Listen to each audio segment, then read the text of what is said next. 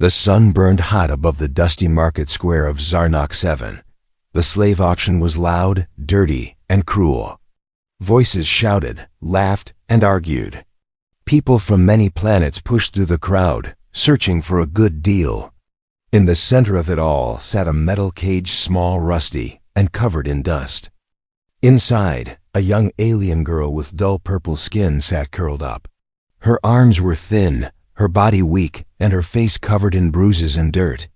Her name was Alla, but no one here cared about her name. The auctioneer kicked the cage. "She's not sick," he shouted, trying to sound excited. "Just quiet. Obedient. A perfect servant." The crowd laughed. A man in black armor walked by. He looked inside the cage and then turned away. "She looks broken," he muttered. Another voice called, "I wouldn't take her even if she was free."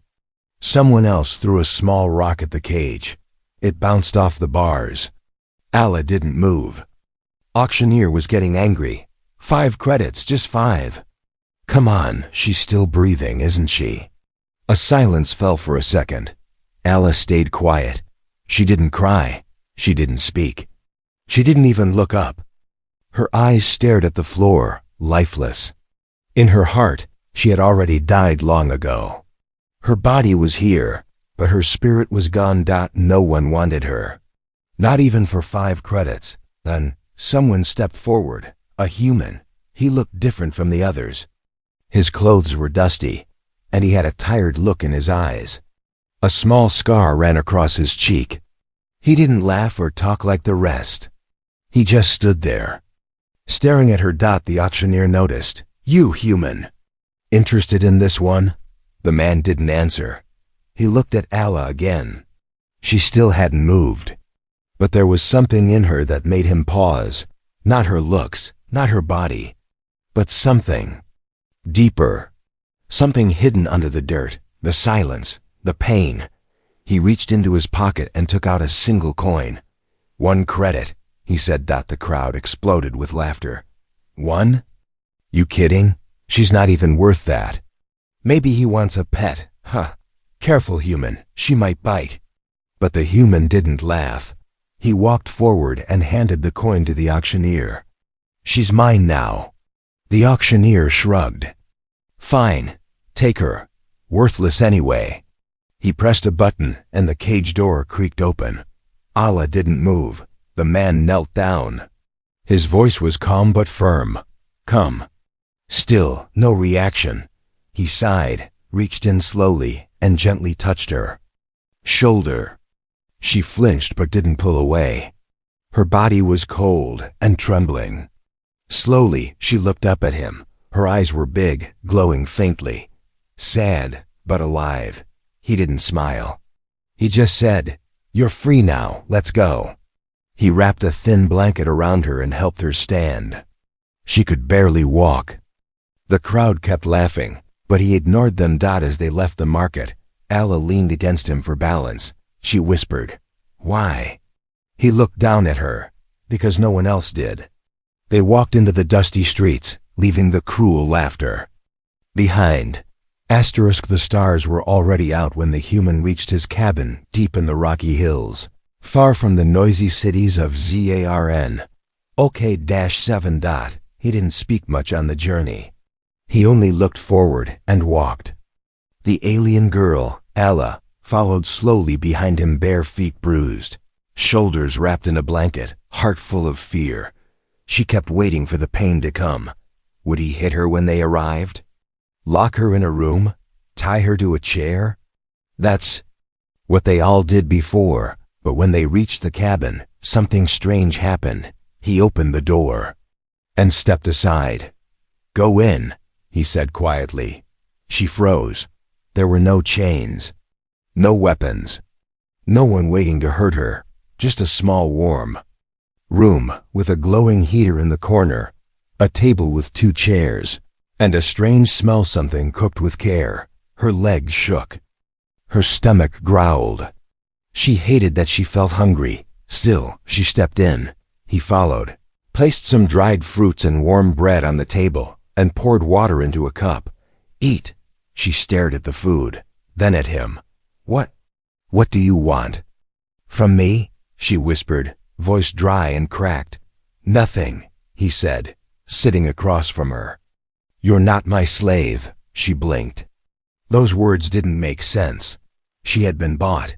That meant she belonged to him, right? He leaned back in his chair. I don't buy things I don't care about. I saw something in your eyes. Allez. Looked down, her hands shaking. You saw nothing. He stood up slowly, walked to the shelf, and pulled out a folded cloth. This is clean. Use the room in the back. There's a small tub. Wash, rest. You'll be safe here. Alla didn't move. I don't understand, she said. Why would you help me? He looked at her with tired eyes.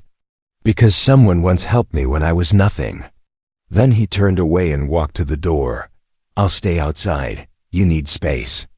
I won't lock the door. You can leave if you want. And just like that, he stepped out. Alla sat frozen for a long time. Her mind screamed at her. It's a trap. It has to be a trick. But the room stayed quiet. No shouting. No orders. No pain. Only the sound of her own heart, beating faster than she liked. That night, she washed in warm water for the first time in years. The dirt came off in dark rivers. The bruises were old, the skin pale. She looked in the mirror and didn't recognize herself. She wasn't pretty. She wasn't clean. She wasn't whole, but she was still alive. Hours later, wrapped in a blanket on a soft bed, Alla stared at the ceiling. She couldn't sleep.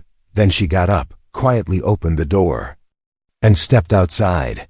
The human sat by a small fire under the stars. He didn't turn around when she sat next to him. I used to build things, she said. Machines, circuits. I was once someone. I know, he replied. You don't know anything about me. He finally looked at her. His voice was calm. You fixed a part of yourself by walking through my door. That's enough. Silence. Then Alice said softly, What's your name?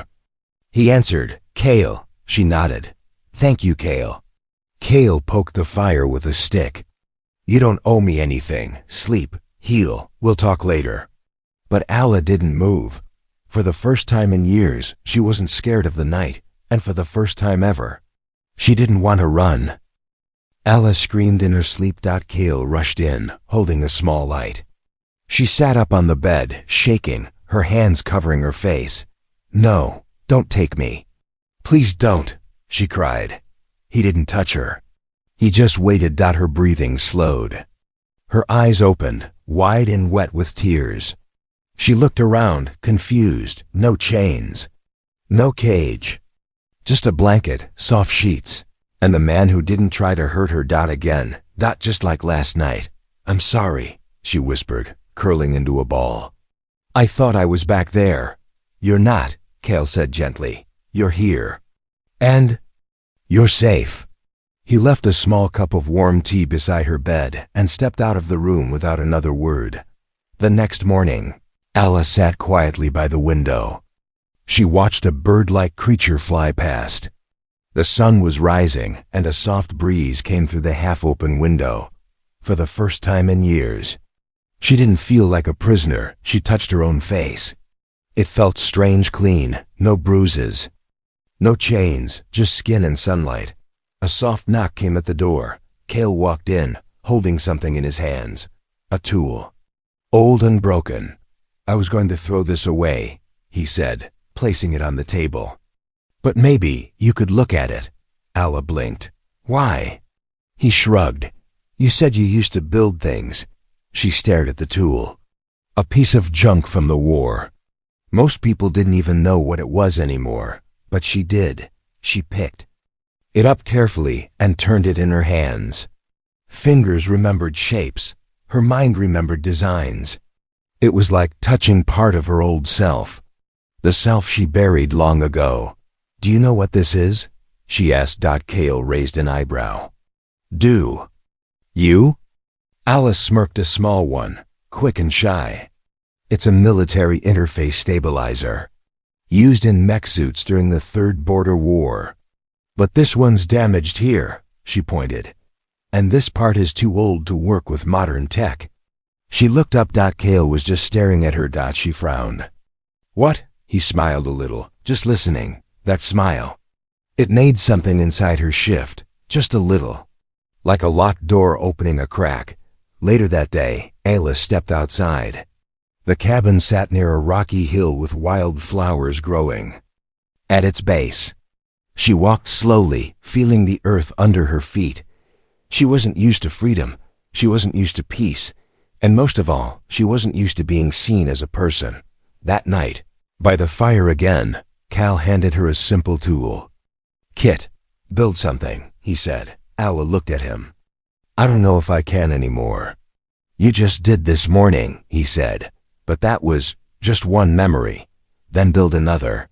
She stared at the fire for a long time. Then opened the box. Hours passed. She didn't speak. Just worked. Her hands moved faster than she remembered. Every piece she placed felt like a piece of her heart returning. Kale sat nearby, pretending to clean a weapon, but mostly just watching her. At last, she held up a small device, simple, glowing with a soft blue light. It's not much, she said. It's more than nothing, he replied. Ayla looked into the fire. I wasn't always like this, she said suddenly. I had a name, family, status. Kale stayed quiet. They said I was broken. My own people. They said I was useless when I stopped agreeing with them, when I refused to build weapons. And now? Kale asked. She turned to him, her eyes shining in the firelight. Now I just want to live. I want to build something that doesn't hurt others. He nodded. Then start here. Ayla looked at the small device in her hand again. Her heart beat steady. She didn't feel like a ghost anymore. For the first time in so long. She was breathing again. The sound of metal breaking woke Kale. In the middle of the night, he grabbed his sidearm and rushed to the workshop, expecting trouble. But what he saw made him stop at the door. Ayla sat on the floor, tools scattered around. Her wires glowing faintly in the dark. She didn't even notice him watching. Her eyes were focused, hands moving fast. Something clicked. A light blinked. And the old broken drone beside her came to life. It hovered a few inches above the floor. Kale blinked. That thing hasn't flown in 10 years. Ayla looked up. Her face was calm, serious. Now it does. The next morning, Kale stood beside the small drone she had rebuilt. It flew perfectly silent, smooth, stable. You didn't just fix it, he said. You redesigned it. Ayla wiped grease off her hands. It was a challenge. Where did you learn this?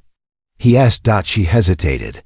Then she said, from the best minds in the galaxy, before they threw me away. A long time ago, Ayla had been something else. Not a slave. Not a forgotten girl. She was one of the youngest engineers at the Royal Tech Institute of Valeth, a place where only the most brilliant were allowed. She had once designed systems that powered ships, repaired armor mid-battle, and guided missiles. With thought-speed control. But when she refused to work on a weapon that could wipe out entire cities, they punished her, labeled her unstable, untrustworthy. She was removed. Her memory files were blocked.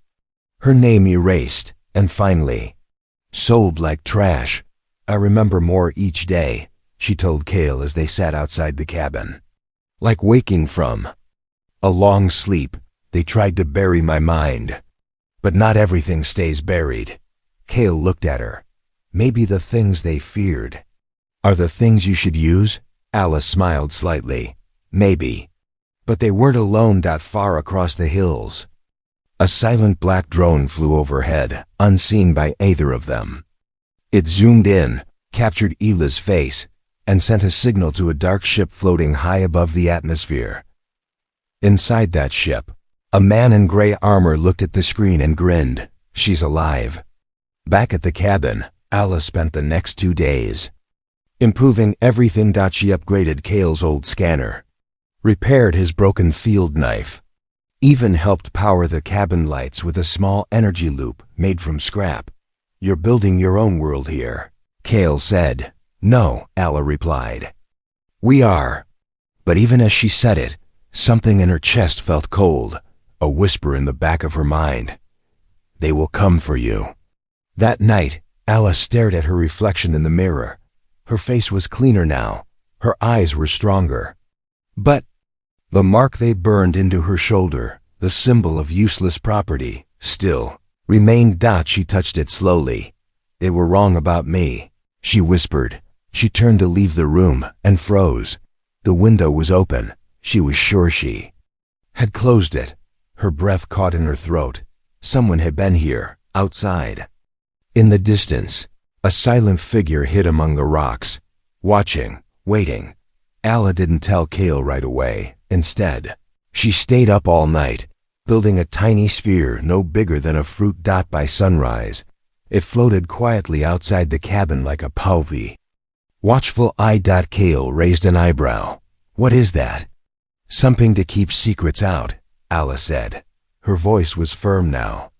"If they're coming, I want to see them first." The explosion came just before sunrise. Alla was already awake. She felt it, not heard it, like a deep vibration in her bones. The sound came next, a sharp boom rolling over the hills. A flock of alien birds scattered across the sky. Kale jumped from his bed and grabbed his weapon. Alla was already at the door. She had activated her floating sphere hours ago, and now its small blue light was blinking fast. "They're here," she said. "Scouting, testing range, watching us." Kale stared at her, then at the glowing sphere. "You're sure?" "I designed that tech," she said. "They're only 5 kilometers away, and closing in." They had no army, no backup. Just a human soldier with a half-broken rifle, and a former alien genius everyone thought was worthless. But she wasn't afraid now, and Kale could see it. Later, as the wind howled outside, Alla sat by the workbench, surrounded by wires, tools, and broken devices. Her hands worked quickly, her eyes sharp. "You're building something," Kale said. Walking in, "I'm building everything they said I couldn't." She looked at him and smiled faintly. "You trusted me when no one else did. Now I'll return that trust." By nightfall, the cabin was no longer just a home, it was a hidden fortress. Alla had reconnected an old satellite dish, set laser tripwires in the trees, and even fixed a small plasma trap. Kale watched her in amazement. "You did all this with junk?" Alla raised an eyebrow. "You'd be shocked what junk can become when someone finally believes in it." He looked at her, and for a moment, he didn't see a slave. He didn't see a victim. He saw a force of nature. Later that night, they sat together under the stars. Kale poured a cup of tea and passed it to her. She held it gently, staring into the steam. "You know," she said softly, "they called me broken, said my ideas were too wild, too soft, too dangerous." "They were afraid," Kale replied. "Afraid of what?" He turned to her, eyes steady. "Afraid of a mind they couldn't control." Alla looked down. "And what about you? Are you afraid of me too?" "No," he said. "I'm proud." Silence fell between them, comfortable. Warm. She leaned her head lightly on his shoulder. He didn't move away. For the first time in her life, she felt like she had worth, not because of what she could build or fix, but because someone saw her. Suddenly, a sharp beep came from her drone. A red light flashed. "They've moved closer," she said, standing. 3 hostiles, maybe more. Kale stood too. "We hold them off together." Alla nodded. "Good, because I'm done running." Deep in the trees, the enemy moved slowly, expecting an easy target. What they didn't know was that the worthless girl they once sold for a single coin was waiting for them, and this time she had a reason to fight. The first shot didn't come from the enemy. It came from her. Alla pressed her palm against a worn panel hidden in the trees. and 3 plasma traps lit up like angry stars, blinding and burning everything within 5 meters. The enemy team scattered, shouting in alien tongues. They had expected a frightened girl. They found a ghost from their past. With teeth, Kale watched from behind the rocks, stunned. Alla wasn't hiding. She wasn't running. She was leading. She moved through the shadows, fast and calm, guiding the defense system she built from scraps and memory. Every trap, every wire, every signal, she had placed it. Now she was using it all. One attacker leaped over a fallen log, trying to reach the cabin.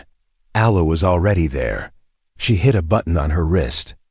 A panel flipped open near the ground. From it, a wave of electric pulses fired, silent, invisible. The enemy dropped instantly, twitching, unconscious. Kale joined her side. They'll send more. I know, Alla said. Her voice was calm, cold. Let them. Another wave came at dawn, faster, stronger.